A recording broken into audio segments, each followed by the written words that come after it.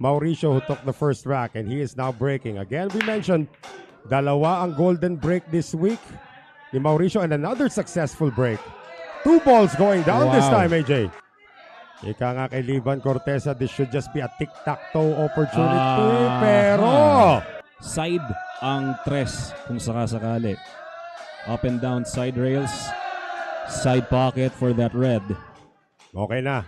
5 sa corner. Banayar. But of course, we need to talk about the nerves as well. Kahit madali, alam mo naman yung pressure ng one-on-one na to. Taguig has a lot of pressure on them. They must win this to try and defend their title. But Mauricio is unfazed with all of the noise. And he is going to take a 2-0 lead against Jericho Banyares.